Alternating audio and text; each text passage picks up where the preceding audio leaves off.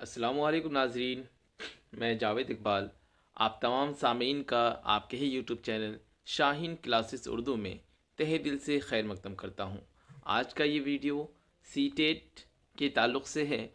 आज हम सीटेट के कुछ अहम सवाल जो अक्सर व बेशतर आते रहते हैं उसके मुतालिक कुछ हम जानेंगे और अपनी नॉलेज को बढ़ाएंगे और इम्तिहान की जो तकमील है तैयारी की उसको हम और मुस्तहकम बनाएंगे। चलिए शुरू करते हैं बिला ताख़ीर। क्वेश्चन नंबर 1,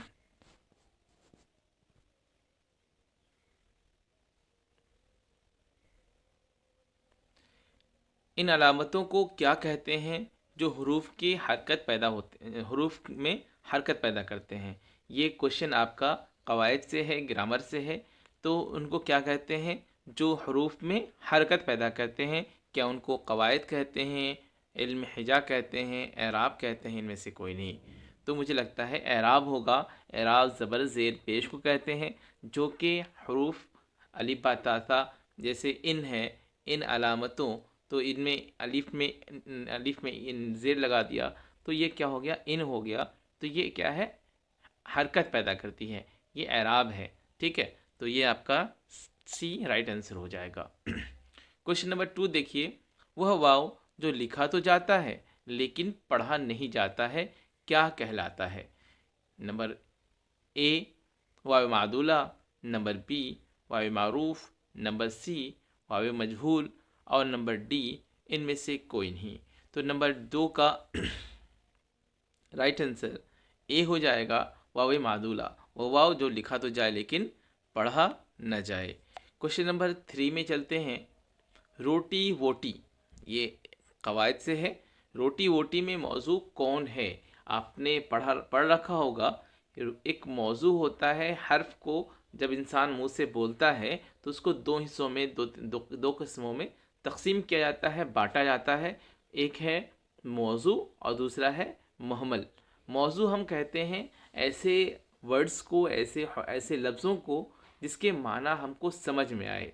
ठीक है, मौजू माने क्या हुआ? जिस ऐसे ऐसे हरूफ या ऐसे लफ्ज़ जिसके माना हमें समझ में आए। और मुहम्मल और दूसरा एक किस्म, एक तो मौजू हो गया जिसके माना हमको समझ में आए, एक होता है मुहम्मल, वो लफ्ज़ जिसके माना हमको समझ में ना आए। जिसके माना समझ में आए वो मौजू, जिसके माना समझ में ना आए वो मुहम्मल। अब देखते हैं कवायद, मिसाल की तरफ। रोटी मुझे समझ में आती है गोल गोल जो खाने की होती है आटे की, और वोटी क्या माना? ला पता नहीं। तो वोटी मुझे समझ में नहीं आया, यानी कि रोटी समझ में आया तो ये मौजू हो गया, और वोटी समझ में नहीं आया तो ये क्या हो गया? मुहम्मल। तो मुझे पूछा गया है, मौजू के बारे में पूछा गया है, तो यहाँ पर मौजू रोटी हो जाएगी। क्वेश्चन नंबर 4 में है, भात वात में मुहम्मल क्या है? दूसरा एक जो किस्म थी मौजू की, मुहम्मल थी। आप समझ गए होंगे मुहम्मल किसे कहते हैं। मुहम्मल कहते हैं जिसका माना समझ में ना आए। तो भात वात में भात का तो माना समझ में आता है, हमारे बिहार में भात चावल को कहते हैं। और वात के क्या माने हैं? ला ला अदरी, नीचे नहीं मालूम। तो वात क्या हो जाएगा? ये मुहम्मल हो जाएगा। सी आंसर सही हो जाएगा। क्वेश्चन नंबर 5 में देखते हैं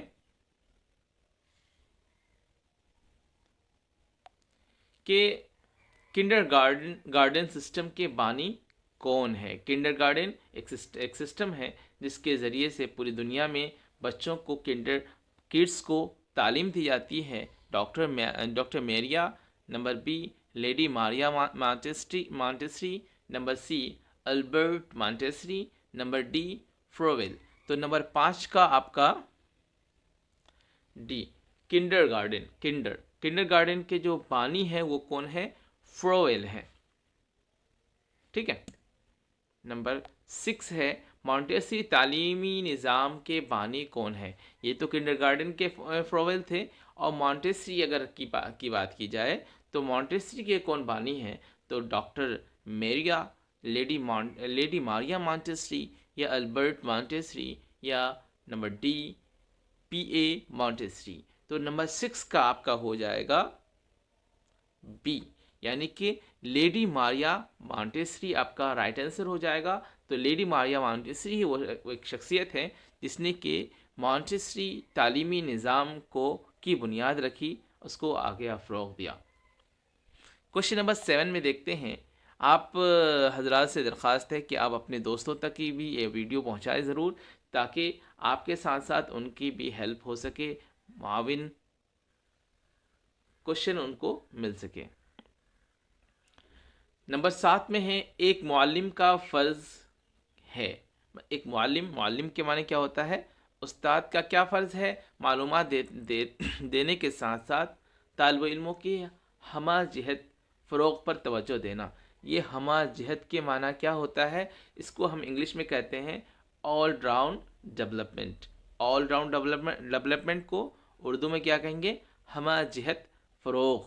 ठीक है, तो हम तालीम के साथ साथ ऑल राउंड डेवलपमेंट के भी तरफ ध्यान देते हैं। इसका मतलब ये होगा कि तालीम प्लस ऑल राउंड डेवलपमेंट, यही असल मेथड और तरीका है। पूरे मॉन्टेसरी एजुकेशन हो या दुनिया की जितने भी एजुकेशन सिस्टम्स हो, सबके ही एक तरीका है, बाकी तीनों रॉन्ग हो जाएगा, है ना।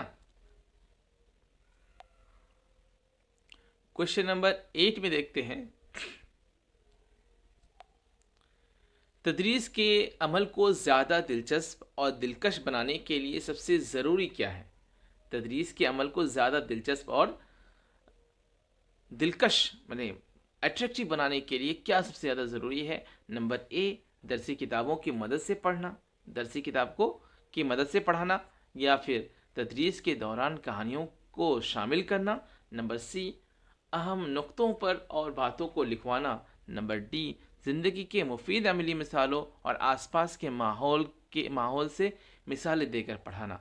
ये आपका डेके आपको ऐसा लग रहा है कि दरसी किताब की मदद से पढ़ाना ये तो हर कोई करता है, तो ये भी ठीक हो सकता है, लेकिन सिर्फ दरसी किताब को ही पढ़ा देना ही ज़रूरी नहीं होता है। तदरीस के दौरान कहानियों का शामिल करना ये भी एक अच्छा तरीका है।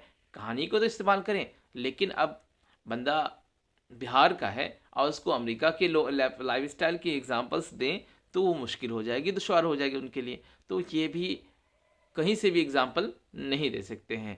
अहम नुक्तों और बातों को लिखवाना ये भी अच्छी बात है, लेकिन नंबर डी में देखिए इसका जो ये है बहुत ज़्यादा बेस्ट है। क्या है? ज़िंदगी के मुफीद अमली मिसाल, यानी कि जो भी आप इस मिसाल दें वो उन बच्चों से रिलेटेड हो, ठीक है, उनसे जुड़ा हुआ हो, उससे उन्हीं के ऊपर हो, बेस्ड हो। अमली मिसालों और आसपास के माहौल की मिसाल, वो जो उसके सराउंडिंग में जो कुछ हो रहा है, उसके आसपास में जो कुछ हो रहा है, उसके अकॉर्डिंग अगर आप एग्जांपल्स देते हैं तो वो ज़्यादा मुफीद और कारामद होगा।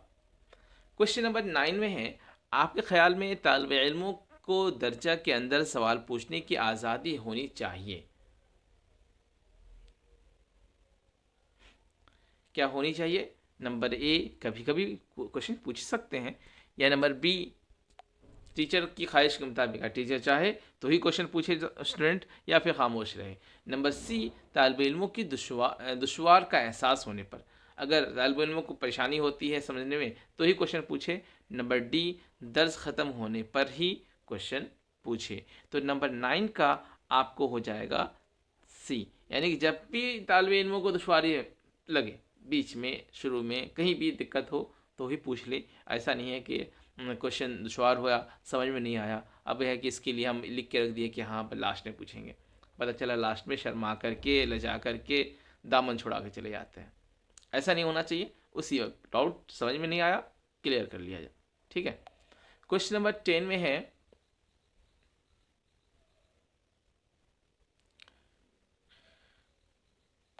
सवाल पूछते वक्त ध्यान रखना मुफीद है। किस चीज़ पर ध्यान रखना मुफीद है? कि सवाल के जवाब पहले ही ना बताए जाएं। ये नंबर बी में तालिब इल्मों को अपनी क़ुव्वत फ़िक्र के इस्तेमाल का मौका दिया जाए कि बच्चे अपने दिमाग का इस्तेमाल ज़्यादा से ज़्यादा कर सकें। या नंबर सी, तालिब इल्म को दर्स के दौरान बिला वास्ता जवाब बताया जाए, यानी कि इसको बताया तो जाए जवाब, लेकिन घुमा करके कि बच्चे समझ ना सकें। हाँ, या नंबर डी, मज़कूरा सभी बातों का ख्याल रखा जाए। तो ये सबसे ज़्यादा इन बच्चों को ये जो है तालिब इल्मों को दर्स के दौरान बिला वास्ता जवाब बताया जाए, यानी कि ये नहीं कहा जाए कि हम ये जो आंसर बता रहे हैं, कहानी बता दी आपको, आपने आपने पूरा ही पूरा जो चैप्टर था आपने समझा दिया। अब इसमें ये नहीं कहना है कि इसका ये मैं पूछने वाला हूँ इसका आंसर ये है, ये नहीं बोलना है आपने। ऑल ओवर आपने कहानी बता दी, उसमें क्वेश्चन जो बन सकते थे सब कुछ बता दिया, लास्ट में अब आप क्वेश्चन करें, इसमें कोई दिक्कत नहीं है। लेकिन आप नोटिफाई कर देते हैं कि हाँ ये मैं क्वेश्चन पूछूंगा, ये क्वेश्चन पूछूंगा, तो बच्चे उसी पर ध्यान देंगे, बाकी सब भूल जाएंगे।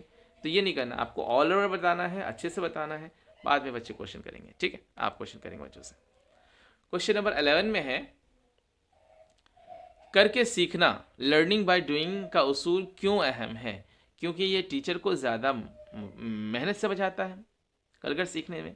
ये नंबर बी, क्योंकि बच्चा इसमें खुद काम करके सीखता है, ये ज़्यादा बेटर लग रहा है। क्योंकि नंबर सी में है, क्योंकि एक बहुत आसान तरीक़ाकार है। नंबर डी, क्योंकि ये कम खर्चीला तरीक़ाकार है।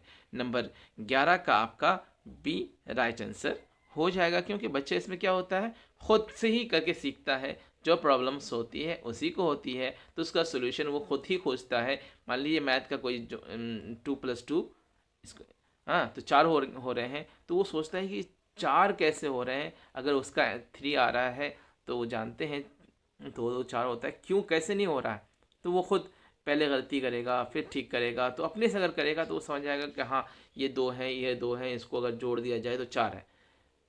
बाकी वो उल्टा सीधा कुछ भी लिख सकता है, लेकिन जब दिखाएगा टीचर को ये गलत है, फिर से करके लाओ, फिर से करके लाएगा, गलत है फिर करके लाओ, फिर से करके लाएगा, यानी गलती करते करते करते करते करते फिर क्या हो जाएगा, वो ठीक हो जाएगा। हाँ ये एक लेंदी प्रोसेस है, लेकिन ये एक्टिव और बहुत ज़्यादा मुफीद प्रोसेस है। लर्निंग बाय डूइंग ये ज़्यादा बेटर होता है हर बच्चों के लिए। और ज़िंदगी में अक्सर व बेशतर हर कोई हर जगह हर कोने में इसी मेथड के ज़रिए ज़्यादा से ज़्यादा सीखता है। बाकी किताबें पढ़कर बहुत मुश्किल से इंसान ज़िंदगी में ज़रूर ठोकरें खाता है, तो ही जाकर आगे सीख पाता है। नंबर 12 में देखते हैं, कोई तालिब इल्म रोज़ ताख़ीर से स्कूल आए तो उसको क्या उसको तो उसके लिए क्या होगा? कोई टीचर स्टूडेंट आता है लेट से आ रहा है, और एक नहीं रोज़ाना आ रहा है लेट से, तो आप इस सूरत में, इस पोजीशन में, इस कंडीशन में क्या करेंगे? नंबर ए, उसको क्लास से निकाल दिया जाएगा। नंबर बी, तालिब इल्मों के सामने उसे सज़ा दी जाए। नंबर सी, प्रिंसिपल से उसकी शिकायत की जाए कि ये लड़का बहुत देर से आता है। नंबर डी, या उसकी ताख़ीर से आने के असबाब का पता लगाया जाए। मुझे लगता है ये ज़्यादा बेटर है, क्योंकि बच्चा जो देर से आ रहा है, एक दिन आया तो मामला हो सकता है कुछ, लेकिन वो रोज़ाना देर से आ रहा है, इसका मामला कुछ और है। इसके पीछे कुछ वजह है, कुछ तो है जिसकी पर्दादारी है। खामोशी बेसबब नहीं गालिब, कुछ तो है जिसकी पर्दादारी है। तो उस पर्दादारी को का इंकशाफ करना, उसका पता लगाना, उसकी जानकारी हासिल करना किसकी ज़िम्मेदारी है? इसके टीचर्स की ज़िम्मेदारी है कि वो क्यों ताख़ीर से आ रहा है, उसकी वजह को पता लगाना और उस वजह को सॉल्व करना भी स्टूडेंट टीचर की ज़िम्मेदारी है। ठीक है, टीचर की ज़िम्मेदारी है। 13 नंबर है, आपके ख़्याल में तालीम का मकसद है, क्या मकसद है? उसे किसी पेशे से जोड़ना। नंबर बी, तालिब इल्म की दिमागी सलाहियत को फ़रोग़ देना। नंबर सी, तालिब इल्मों को ख़ानदा बनाना, पढ़ाना लिखाना। या नंबर डी, तालिब इल्मों की हमा जहत फ़रोग़। ये देखिए, ये नंबर डी ज़्यादा बेटर है। देखिए नंबर ए से देखते हैं, उसे किसी पेशे से जोड़ना, पढ़ लिया और उसको पेशे में डाल दिया। तो ज़रूरी नहीं कि पढ़ कर ही पेशा करे, बगैर पढ़े लिखे भी इंसान पेशा करते हैं और अच्छा कमाते हैं पढ़े लिखे से भी। तो ये असल चीज़ नहीं है। अच्छी बात है पढ़ना, और पेशे में जाना भी अच्छी बात है, लेकिन पेशे के लिए ही पढ़ना अच्छी बात नहीं है, इसीलिए ये रॉन्ग हो जाएगा। नंबर बी है, तालिब इल्मों की दिमागी सलाहियत का फ़रोग़। तो ये भी अच्छी चीज़ है। पढ़ा लिखा कर हम बच्चों का दिमाग क्या कर रहे हैं, ग्रोथ करा रहे हैं, बढ़ा रहे हैं, तो ये भी अच्छा ठीक है, चल जाएगा। लेकिन आगे देखिए, नेक्स्ट ऑप्शन ज़्यादा बेटर है, इसीलिए ये सही होने के बाद भी क्या हो जाएगा, कट जाएगा। तालिब इल्मों को ख़ानदा बनाना, ये भी सही बात है। बच्चों को क्या ख़ानदा मैंने पढ़ा लिखा बनाना, ये भी एक अच्छी चीज़ है, लेकिन ये भी अच्छा चीज़ होने से कट जाएगा, क्योंकि नीचे वाला ऑप्शन ज़्यादा बेटर है। सीटेट में क्या होता है, चारों में से 3 ऑप्शन सही सही सही लगते हैं, लेकिन चौथा जो ऑप्शन होता है वो ज़्यादा सही और बहुत अच्छा होता है, इसलिए तीनों सही होने के बाद भी क्या हो जाता है, कट जाता है। नंबर डी में है तालिबे इल्मों की हमाजियत फ़रोग। ये देखिए, all round development of student, ये ज़्यादा ज़रूरी है। आप पढ़ा रहे हैं, नौकरी ज़रूरी नहीं है कि आप सरकारी नौकरी ही उसको मिलनी है, नहीं, आप पढ़ लिख कर एक अच्छा इंसान बने, एक जहाँ भी जाएं आप एक आइडियल बन जाएं, ये सबसे ज़्यादा ज़रूरी है पढ़ लिख करके। ठीक है, आजकल क्या होते हैं, पढ़ लिख करके इंसान गलत गलत काम करते हैं, तो वो फ़ायदा क्या है। 14 में देखिए, एक टीचर के लिए सबसे ज़्यादा क्या जानकारी ज़रूरी है। एक टीचर के लिए सबसे ज़्यादा जानकारी जानकारी क्या लेना ज़रूरी है, समाजी फ़राइज़ को जानना उसके लिए ज़रूरी है। नंबर बी में स्कूल के कायदे कानून को उसको जानना ज़रूरी है। या नंबर सी, बच्चों की नफ्सियात को जानना ज़रूरी है। नंबर डी, मजहबी फ़राइज़ को जानना ज़रूरी है। तो अब देखा जाए तो मजहबी फ़राइज़ तो मज़हब तक है, बच्चे से क्या इसको जोड़ना, तो ये सही नहीं है। स्कूल के कानून का ठीक है, लेकिन बच्चों से इसका क्या ताल्लुक़। समाजी फ़राइज़ ये भी ज़रूरी है, लेकिन बच्चों से क्या ताल्लुक़। लेकिन बच्चों की नफ्सियात को जानना, और नफ्सियात के क्या माने होता है आपको बखूबी मालूम होगा, बहुत अच्छे से मालूम होगा। नफ्सियात के माना होता है साइकोलॉजी। ठीक है, साइकोलॉजी, तो बच्चों की साइकोलॉजी को जानना ज़्यादा इम्पॉर्टेंट होता है। क्वेश्चन नंबर 15 के तरफ आप आते हैं। बच्चों पर मरकूज तरीक़े तालीम, चाइल्ड सेंट्रल एजुकेशन में कौन फ़आल रहता है। ये फ़आल के क्या माने हैं, फ़आल के माने हैं एक्टिव, यानी कि ये चाइल्ड सेंट्रल एजुकेशन जो है, इसमें सबसे एक्टिव कौन रहता है, टीचर रहता है, नंबर ए। नंबर बी, तालिब इल्म रहता है सिर्फ। या नंबर सी, निसाब, यानी कि उसका सिलेबस रहता है बहुत अच्छा। निसाब किसे कहते हैं, सिलेबस को कहते हैं। या नंबर डी, टीचर और तालिब इल्म दोनों। अब ये सही है, ये भी रहता है लेकिन सिर्फ अकेले ये नहीं रहता, ये भी रहता है लेकिन सिर्फ यही नहीं रहता। लेकिन अगर बात की जाए टीचर और तालिब इल्मों की, तो दोनों ही फ़आल और एक्टिव रहते हैं। ठीक है, क्वेश्चन नंबर 16 में है प्रोजेक्ट मेथड, मंसूबाती तरीक़ा। प्रोजेक्ट मेथड को क्या कहते हैं, मंसूबाती तरीक़ा। आपके अगर एग्ज़ाम में आ जाए मंसूबाती तरीक़ा, तो आप याद रखेंगे उसका जो इंग्लिश होता है वो क्या होता है, प्रोजेक्ट मेथड। में तालिब इल्म ज़्यादा सीखते हैं क्योंकि जो प्रोजेक्ट मेथड होता है, मंसूबाती तरीक़ा, जो तरीक़ा तालीम होता है, इसमें जो एक तालिब इल्म होता है, स्टूडेंट होता है, ज़्यादा अच्छे से सीख पाता है। उसके 4 वजूहात दिए हैं, उनमें से देखिए कौन सा सही है। नंबर ए, इनमें तालिब इल्म को खुद अपनी दिलचस्पी ज़हानत के मुताबिक सब्जेक्ट मुंतखब करना होता है, ये सही होता है ना। तालिब इल्म खुद, यानी कि मुझे प्रोजेक्ट बनाना है, तो ऐसा नहीं कि टीचर देता है चल इस आज क्या कहते हैं साइकिल के ऊपर प्रोजेक्ट बनाओ, आज जहाज़ के ऊपर प्रोजेक्ट बनाओ, नहीं। बच्चे बोलते हैं मुझे आज इन्वायरमेंट के ऊपर प्रोजेक्ट बनाना है, आज सराउंडिंग के ऊपर हमको प्रोजेक्ट बनाना है, तो कहते हैं ठीक है, आपको जो अच्छा लगे, बच्चे को जो भी अच्छा लगता है प्रोजेक्ट उसी अकॉर्डिंग दिया जाता है। तो बच्चे को जो भी प्रोजेक्ट अच्छा लगेगा तो उसके हिसाब से अगर बनाएगा तो उसकी दिलचस्पी भी उसमें ज़्यादा रहेगी। नंबर बी में देखते हैं, इसमें सैर व तफरी और मुख्तलिफ़ मकामात पर जाने का मौका मिलता है। इसमें सैर व तफरी यानी प्रोजेक्ट मेथड में ये भी सही तरीका है, लेकिन सिर्फ इसी के लिए लोग नहीं लेते हैं, ये तरीका इसलिए गलत हो जाएगा।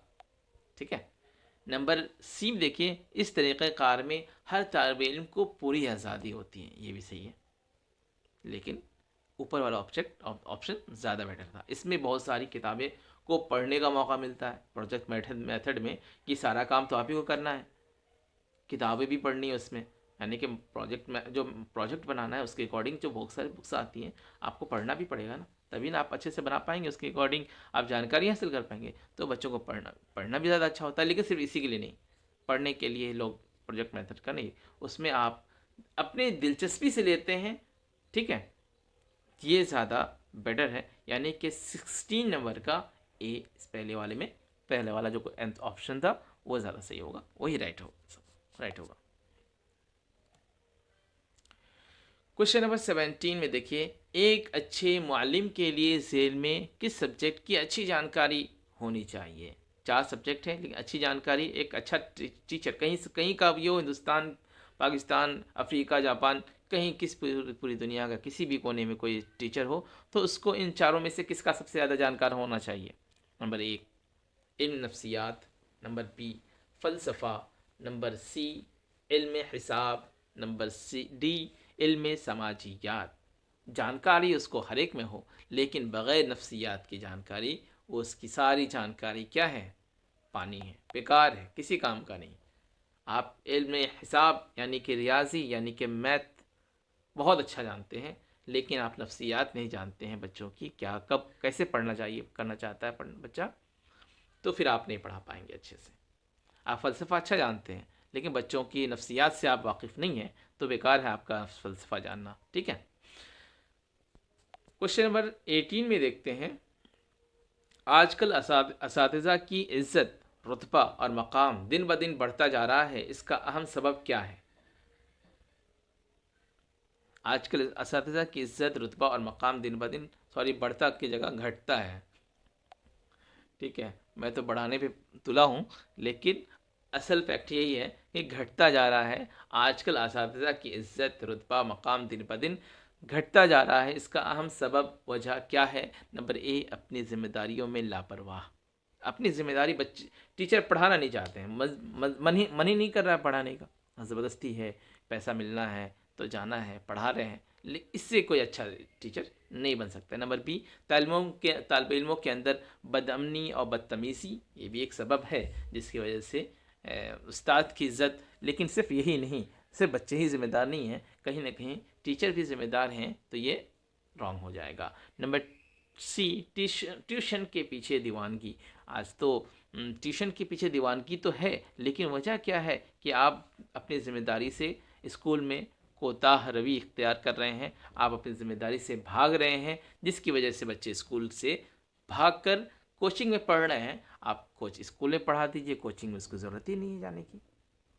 तो आपने ये, क्योंकि आपको पैसा कमाना है, तो जहाँ पैसा आया वहाँ इज़्ज़त नहीं, दिल से इज़्ज़त नहीं है। कहने के लिए हाँ अरब पाती आती हैं, सलाम कर दिया, आप पीछे से 4 बेहतरीन तरीके की दे दी गई।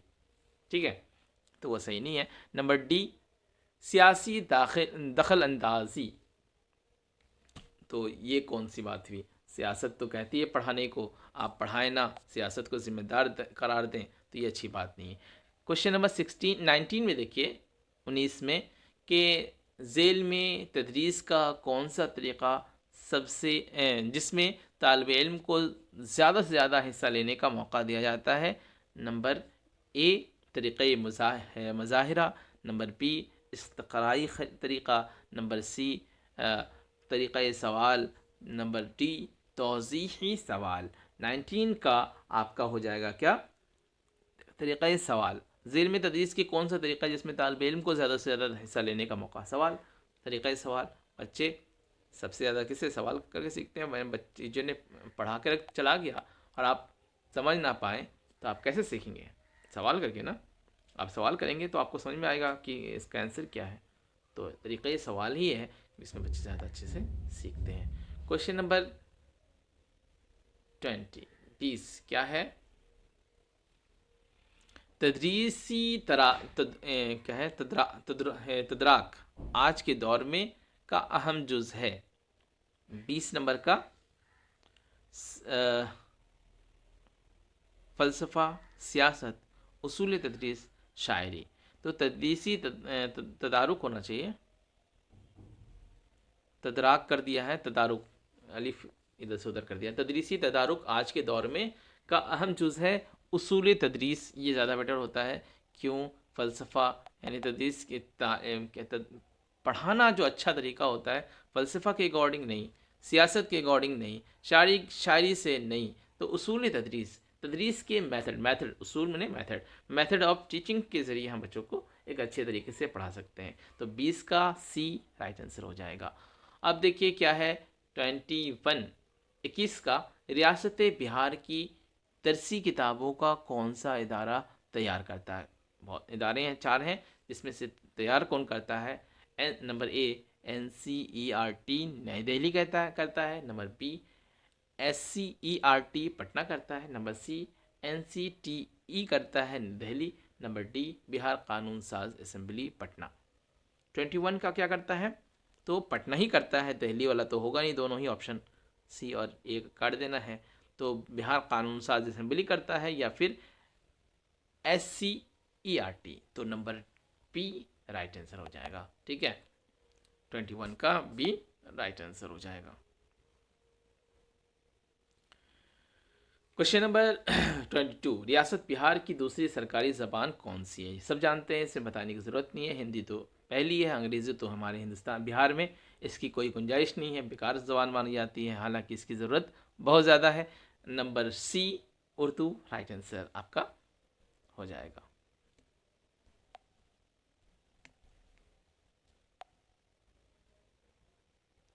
क्वेश्चन नंबर 23, तरसील कम्युनिकेशन का जुज़ नहीं है। पर कम्युनिकेशन का जुज़ आपका नहीं है, चारों में से एक। नंबर ए मुकर्रर, बार बार बता पढ़ाना। नंबर बी बाज रिसाई फीडबैक, या नंबर सी साम फीडबैक बने आपने पढ़ाया वापस आपको उसका आंसर, यानी कि आपने क्या बच्चे ने समझा नहीं समझा इसका आपको फीडबैक मिल गया, बाज रिसाई मिल गई, तो ये भी सही तरीका है मुकर्रर। ठीक है, लेकिन सामिईन बच्चे तालिब इल्म, ये भी सही है। टेलीविज़न तरसील टीवी, तो 23 का आपका ये डी आंसर सही होगा, यानी कि ये तरीका ये तरसील का जुज़ नहीं है टेलीविज़न। ठीक है, अब आते हैं क्वेश्चन नंबर 24 की तरफ। क्या है? मुआविन तदरीसी अशिया, टीचिंग एड्स आप बीएड कर रहे होंगे तो पता होगा टीचिंग एड्स के बारे में। हाँ, चौक डस्टर वगैरह वगैरह ब्लैक बोर्ड सब बहुत कुछ है। मुआविन तदरीसी अशिया मुआविन तदरीसी इमदाद नहीं है इसमें से। चौक तो है, OHP है, और लैंगोफोन हो सकता है, लेकिन मोटरसाइकिल इसका क्या काम है? तो नंबर 24 का डी रॉन्ग आंसर हो जाएगा। क्वेश्चन नंबर 25, बहसियत मुअल्लिम तलबा को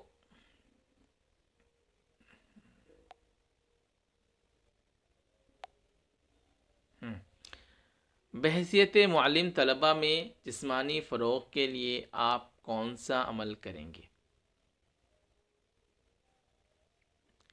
तो आप नंबर ए टेलीविज़न देखने की ताकीद करेंगे, बोले बहुत ज़्यादा टीवी देखो कामयाब हो जाओगे, तो ये तो हो नहीं सकता। ठीक है, देखने से टाइम बर्बाद होगा। नंबर बी खेलने कूदने और वर्जिश करने की ताकीद करेंगे, सही है करेंगे, लेकिन लाइब्रेरी में तलबा मुताला करने की ताकीद, लाइब्रेरी में जाकर पढ़ाई करो। नंबर डी क्या है? मफूज़ा लिखने के लिए कहेंगे, ऐसा असाइनमेंट लिखने के लिए आप बच्चों से कहेंगे। तो खेलने कूदने और वर्जिश करने की ताकीद करेंगे, नहीं बस सिर्फ पढ़ना ही ज़रूरी थोड़ी है, आपको ऑलराउंड डेवलपमेंट करना है ना, तो आपको खेलना कूदना भी ज़रूरी है। बस थोड़ा ही रह गया है। 26 में है मंसूबा, 28 मिनट्स हुए हैं अभी। मंसूबा सबक के मुताबिक बच्चों को घर का काम कब देना चाहिए? आप लोग ज़रूर सब्सक्राइब करेंगे, हर कोई बिल्कुल बचेंगे, कोई भी शर्माए नहीं। सब्सक्राइब करने से आपका कुछ बिगड़ने वाला कुछ नहीं है, मेरा भला हो जाएगा और मैं मोटिवेट होऊंगा इस तरह की और वीडियो, बहुत सारी चैनल, बहुत तरह की वीडियो आपके लिए मैं बना सकूं। तो मोटिवेट करने के लिए ज़रूर आप सब्सक्राइब करें, बिल्कुल ही रेड कलर का नीचे है, सब्सक्राइब करें और बेल आइकॉन को भी ज़रूर दबा दें, बिल्कुल शर्माए नहीं बिल्कुल भी। मंसूबा सबक के मुताबिक बच्चों को घर का काम कब देना चाहिए? सबक के ख़ात्मे पर, सबक के आगाज़ में, आगाज़ माने शुरुआत, आगाज़। नंबर सी किसी भी वक्त, अरे मन किया होमवर्क देने का दे दिया। नंबर डी बुलंद खाने के बाद, मतलब जब बच्चे पढ़ लें शुरू में तब। तो मुझे लगता है इसका ए, यानी सबक के ख़ात्मा जब आप बच्चों को पढ़ा दिए कि हाँ अब इसका ये इख्तिताम है, तभी आप दें तो ज़्यादा बेटर है। देखिए अब क्वेश्चन अहम आ रहा है कि 27 में है नज़म या गज़ल के महसूस होने के ताल्लुक़ से किस हिस्से होता है, यानी कि बच्चे महसूस हो रहे हैं, यानी कि वो आपसे बहुत ज़्यादा समझ रहे हैं, तो कौन सा तरीका नीचे होगा। नंबर ए वकूफ़ी हिस्स, कौन सा हिस्सा ये, डोमेन्स को कहते हैं वकूफ़ी, कॉग्निटिव। नंबर बी तासुराती हिस्स, आप नज़म और गज़ल पढ़ा रहे हैं, ठीक है, हर एक का अलग अलग हिस्स होता है, तो तासुराती हिस्स आप असर ले रहे हैं, तो हम समझते हैं नज़म और गज़ल जब पढ़ा जाता है तो तासुर लिया जाता है, तो नंबर बी राइट आंसर हो जाएगा। नंबर सी तो नहीं होगा, नफसी नफसी हर की हिस्स, ये भी नहीं होगा, लेकिन नंबर बी 27 का नंबर बी राइट आंसर हो जाएगा। क्वेश्चन नंबर 28 है 28 मनसूबा तरीक़ा तदरीस प्रोजेक्ट मेथड के बानी के बतौर किसको पहचाना जाता है। प्रोजेक्ट मेथड ये सब क्वेश्चन आते हैं, इंपॉर्टेंस है, बहुत बहुत ज़्यादा इंपॉर्टेंट है। तो मनसूबा तरीक़ा तदरीस, आप सब्सक्राइब ज़रूर करें, बिल्कुल शर्माए नहीं। मनसूबा तरीक़ा तदरीस प्रोजेक्ट मेथड के बानी कौन है, जॉन डेवी, अल्फ्रेड बेने, नंबर सी क्या है हर्बर्ट स्पेंसर, नंबर डी इनमें से कोई नहीं। 28 का आपका नंबर ए,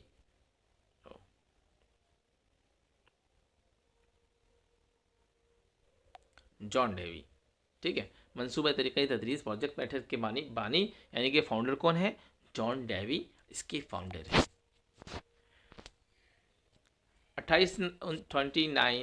29 मजहबी इस्लाम के मुताबिक बच्चों को रस्म बिस्मिल्लाह कब कराई जाती है, बच्चों को पढ़ने के लिए कब बैठाया जाता है।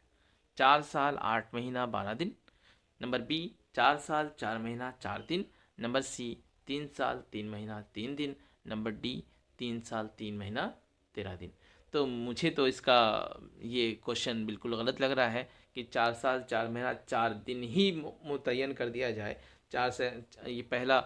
लेकिन चलिए यहाँ पर जो है 4 साल बी नंबर इसका सही होगा, लेकिन मुझे इसका दुरुस्त नहीं लग रहा है कि बच्चे जब भी आप सीखने के मुताबिक ये पोजीशन में हो आप उसको पढ़ा सकते हैं। 4 साल 4 महीना 4 दिन यहाँ पर सही है, लेकिन आपको कभी भी 4 साल में आप 5 साल में 4 साल में आप सिखा शुरू कर सकते हैं।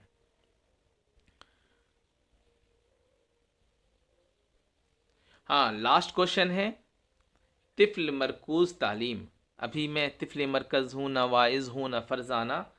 तिफ़्ल के माने होता है बच्चा। तिफ़्ल मरकूज़ तालीम सेंटर चाइल्ड सेंटर एजुकेशन की बुनियाद इनमें से किस फ़लसफ़े पर रखी गई है। नंबर ए तसव्वुराती फ़लसफ़ा, फ़लसफ़ा कुदरत फ़ितरत, नंबर सी फ़लसफ़ा अमलियत, नंबर इनमें से कोई नहीं। तो फ़लसफ़ा कुदरत और फ़ितरत क्या है, तसव्वुराती नहीं होगा, आप यानी कि बस तसव्वुर में ख़याल में गुम होते हैं, ये नहीं होगा। फ़लसफ़ा अमलियत ये भी सही है, लेकिन सिर्फ अमलियत ही नहीं, फ़लसफ़ा कुदरत और फ़ितरत बच्चों को क्या पढ़ाया जाता है, कैसे नेचर और फितरत के अकॉर्डिंग पढ़ा जाता है। तो ये आपका 30 का बी राइट आंसर हो जाएगा। तो आपका आज के लिए सिर्फ इतना ही। आखिर में मैं सबसे दरख्वास्त करूँगा कि आप लोग ज़रूर इस चैनल को सब्सक्राइब करें, अपने दोस्तों में शेयर करें, और जितने भी उर्दू के स्टूडेंट्स हैं जो कि सीटेट की तैयारी कर रहे हैं उन तक ये पहुँचाएँ। ये बहुत ज़्यादा कारआमद है, और आपके दोस्त की हेल्प भी हो जाएगी, ठीक है। और बहुत एग्ज़ाम करीब है, आपका एडमिट कार्ड भी आ चुका है, तो मेहनत से पढ़ें, दुआ की दरख्वास्त।